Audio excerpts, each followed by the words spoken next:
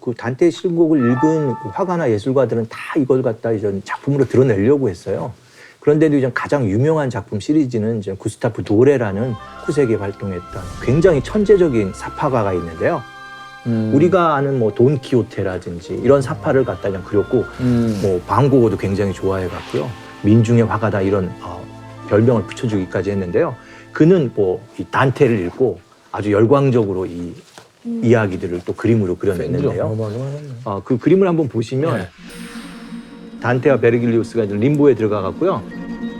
세례받지 않고 죽은 자들에 대한 영혼들을 좀 만나게 되는데요. 그 단테가 시인으로서 누굴 제일 많이 만나고 싶었겠어요? 호메로스. 호메로스가 저기 등장하는데요. 그 호메로스는 저기 칼을 들고 있는 사람이에요. 그래서 그 장면을 그린 게 바로 저 작품이고요. 다섯 번째 주 틱스 망각의 강을 갖다 이제 딱 지나가는데요. 그 진흙의 수많은 영혼들이 그 안에서 아비규환을 이루고 있는 거예요. 그 중에서 단테는 딱 한 명을 알아봐요. 그 아르젠토라는 사람을 만나는데 자기가 피렌체에서 가장 자기와 정적이었던 사람이 그 오지옥에 있는 거예요. 지금 저 사람이 단테 쫓겨나고 나서 재산까지 다 먹지 않았어요? 바로 그 사람이죠. 그죠? 아르젠토가. 그 단테 알리기리 집안이 사실 단테가 그냥 쫓겨난 게 아니라 잡히면 화형, 그리고 모든 재산을 갖다 몰수당해요. 그 몰수당한 것들을 바로 아르겐토, 저 사람이 가져간 걸로 되어 있어서. 근데 단테는 기본적으로 죽은 사람들에 대해서 연민을 느끼고 그 사람들의 이야기를 들으려고 해요. 그런데 유일하게 이 사람은 얘 죽는 거, 더 괴롭힘 받는 거 조금 더 보고 갈게요. 스승님 조금만 기다려주세요. 이런 얘기까지 해요. 찢기고 그런 것들을 다 보면서 통쾌해하죠. 그리고 이전 팔지옥에 도둑들이 가는 곳이 있어요. 뱀이 딱 사람을 잡은 다음에 머리부터 뜯어먹는 거예요. 그런데 이제 문제는 그러면서 그 뱀이 사람으로 바뀌어가는 거예요. 사람은 뱀으로. 예, 사람은 뱀으로, 뱀은 사람으로 막 바뀌면 뒤엉켜 있는 그 끔찍한 장면인데 이 단테가 거기 가서 하는 말이 눈에 보고도 믿겨지지가 않는 장면이었다. 이러면서 굉장히 판타스틱하게 저 형별 장면을 그려내죠. 그림이 굉장히 살아있어가지고. 그림이랑 근데, 같이 보니까 네, 특히 우리나라에 출판되어 있는 책들이 시인이자 화가인 윌리엄 블레이크의 그림이 있는 게 있고 또 구스타프 도레의 그림이 있는 또 버전도 있는데 그림의 뉘앙스에 따라서 또 다르게 느껴지더라고요.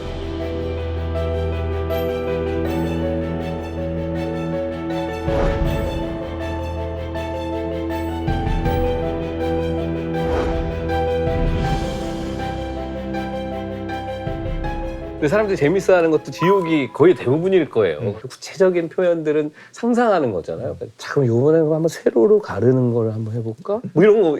이번엔 바닥에 아예 그냥 박혀버리는 애를 해볼까? 뭐 이런 것들을 막 디자인했을 걸 생각하면 약간 짓궂은 공포영화 감독 같기도 한데 예. 보면서 가장 좀 피부에 와닿게 잔인했던 건 어떤 거였어요? 그 스스로 해친 자들이 나무로 되어 있다라는 표현이 그러니까 상상을 해보지도 못했고 사실 요즘에 생각하는 자살하시는 분들이 만약에 여기에 간다고 하면 진짜 너무 안타까운 슬프죠. 마음이 너무 크더라고요. 너무 슬프죠. 아니 존엄사 하는 분들도 저 신곡에 따르면 그쵸, 그 지옥에 그거에 가는 따르면 건가요? 사실은 여기에 해당이 되는 거기 때문에 근데 저희 어머니가 또 저한테 뭘 보여주세요. 뭔가 봤더니 내가 의식을 잃으면 연명치료하지 말라는 증서예요. 근데 이게 지금 이 얘기하고는 이게 너무 지금 상충이 되는 거예요. 그러니까 존엄사에는 크게 두 가지 개념이 있습니다. 첫 번째가 방금 말씀하신 것처럼 연명의료 중지라는 개념이 있고요. 중환자실에 오랫동안 누워 있으면서 그냥 탈지도 이렇게 의식도 없이 그런 상태를 원하시는 분들은 없잖아요. 그러니까 연명의료 장치 중에 네 가지: 인공호흡기, 그다음에 수혈, 심폐소생술, 항생제 이 네 가지를 안 하겠다라고 법적으로 우리나라에서 할 수 있습니다. 그게 첫 번째가 존엄사의 개념일 수 있고요. 또 하나 우리가 존엄사라고 부르는 건 진짜 존엄사, death with dignity라고 부르는 건데 그거는 스스로 어떤 조작을 통해서 자신의 생명을 조기에 끊는 거죠. 어떤 젊은 여성분이 갑자기 뇌종양이 걸린 거예요.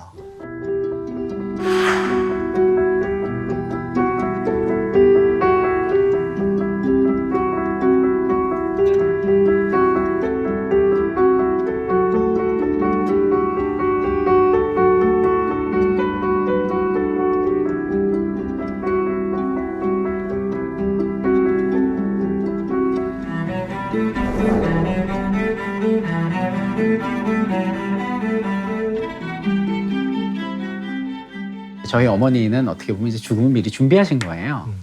그게 어머니의 유지기 때문에 마음은 아프지만 저희가 그걸 이제 따를 수 있듯이 그게 이제 사전에 내가 준비하지 않고 동의하지 않으면 이건 그냥 연명치료를 할 수밖에 없는 거거든요. 갑자기 사고가 날 수도 있으니까. 예. 그러니까 우리도 젊은 나이지만 사실 그런 부분에 대해서는 어느 정도의 결정을 해놓고 사실 기록을 남길 필요도 있는 것이 꼭 먼 훗날 얘기 아닐 수도 맞아. 있잖아요. 물론 그런 일은 없어야 되겠지만. 제가 신청을 했거든요. 본인 어디서 거를? 하셨어요? 저랑 아내랑 그 동네에 건강보험공단 그 사무실 가면은 이 작성 서류가 있고 저희 부부가 이제 신청하러 가니까 저희가 신청하고 있는 사이에 또 다른 부부가 오셔가지고 상담받고 그러시더라고요. 많이들 하시는 것 같아요. 근데 네. 지금의 시선으로 봤을 때 지옥의 순서나 아니면 뭐 요건 좀 빼고 뭐 요런 사람들을 넣는 지옥을 만들었으면 좋겠다. 뭐 이런 요즘 개념에서 네, 이런 생각이 혹시 있으실까요? 순서를 바꾸고 싶긴 한 것 같아요. 요즘 시대 배반이 맨 아래에 있는 것보다도 사실 탐욕이나 색욕 같은 경우가 좀 더 아래로 내려와야 되지 않을까 싶기도 하고 조금 범죄에 해당하는. 네. 그리고 추가하고 싶은 건 사실 그 폭력의 세 가지로 나뉜 것 중에 사실 언행에 대한 폭력이 좀 들어가야 되지 않을까 싶어요. 언행. 약간 SNS나 요즘은 또 이런 댓글. 인터넷으로 또 많이 하다 보니까 추가되면 좋지 않을까. 저 추가되면 댓글 한 10분의 1로 줄겠다. 그렇죠. 얼마 전에 책을 읽으니까 뇌에서 받아들이기로는 이 언어 폭력이랑 실제로 맞는 폭력이랑 비슷하다는 거예요. 그래서 다른 사람들한테 배신을 당해가지고 마음이 아플 때 타이레놀을 먹으면 낫는다는 거예요. 좀 완화된다는 거예요. 어머머머. 진통제를 먹으면 네, 진통제를 먹으면. 그러니까 실제로는 어떤 폭력들이 어떤 사람한테 얼마나 고통을 주는가 이거를 좀 가지고 좀 지옥을 재편집을 해야 되지 않을까. 법의학자의 시선으로 보셨을 때 또 되게 안타까웠던 부분이 있으셨다고. 그 지옥 중에 아까 탐욕 탐식이 있었잖아요. 네네. 그 시대에는 탐욕 탐식이 문제가 되는 게 영아 사망률도 높고 뭐 아이들 죽는 것 중에 대부분은 영양분 공급이 제대로 되지 않는 경우도 많았거든요. 그런 면에서 탐욕 이런 게 문제가 될 수 있는데 질병이 있습니다. 프라더윌리라는 폭식이 특징인. 예. 그러니까 이제 놔두면 정말 목숨이 위태로울 때까지 먹는 거예요. 먹다가요 잠이 들거나 아니면 구토를 하게 됩니다. 정말 위가 가득 차 있고 식도까지 그대로 음식물이 올라오면서 자다가 질식하는 거군요. 자기 그렇습니다. 투사물에. 맞습니다. 그러니까 과거에는 그런 아이들이 나오면 병인지 모르고 그냥 폭식을 계속하니까 이 아이는 악마의 자식이라고 생각한 거예요. 왜냐하면 성경에 나온 죄악이다. 죄악의 자식이라고 생각했는데 지금은 오히려 많이 먹는 거에 탐식에 이 문제는 건강의 문제지 이게 무슨 도덕적 죄악은 아니라고 생각하는데 그런 걸 보면 이런 탐욕의 이런 것도 좀 새로운 관점에서 바라볼 수 있다. 두 번째는 저는 이 책에서 특히 제일 안타까운 사람 한 명만 얘기하면 오디세우스가 제8지옥에 있다는 게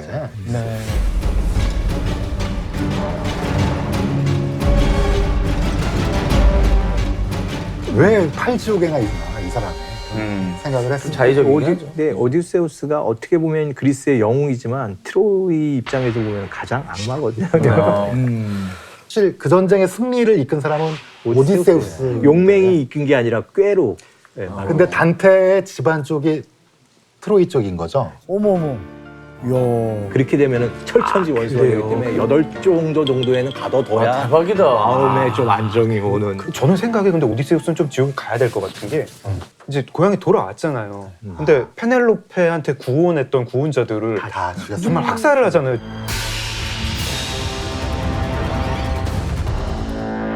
구원했다는 죄로 이렇게 방에 몰아놓고 엄청 잔인하게 죽이지 않습니까? 딱 저울에 한 번씩 달아봤군요. 단테 입장에서는. 그 단테가 미노스네요, 결국은. 자기가 저울을 해서 너는 저기 가라. 쫙 짜놓고서 미노스를 탁 세워놓고 얘가 한 거래요 하는데 사실은 쓴 건 단테 아니에요.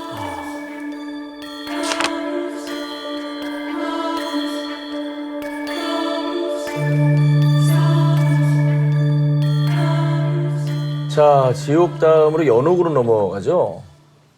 그 연옥이 그 시대에 어떻게 보면 없던 개념인데 새롭게 나와서 지금으로 따지면 굉장히 힙한 신 어떤 학설이라고 그래야 되나 그런 것들을 좀 표현했다고 그러는데 그러니까 우리도 이 책에서 가장 이해하기 어려운 부분이 그 두 번째 편, 연옥편입니다. 지옥은 한 번 들어가면 빠져나올 수 없거든요, 일단은. 그런데 한 번 조그마한 죄를 진다고 해도 지옥으로 가버리면 이건 진짜 어떻게 보면 답이 없는 세계가 되어버리는 거예요. 그래서 전 12세기에서부터 카톨릭계 교리를 중심으로 해서 중간계가 나오는데요. 일종의 여기는 천국 대기실? 그러니까 대부분의 사람들은 여기를 간다고 생각했어요. 연옥을 간다고 생각을 했어요. 근데 연옥에서 제일 중요한 거는 열심히 자기가 죄를 사함을 받고 해갖고 결국 천국으로 가야 되는 거예요.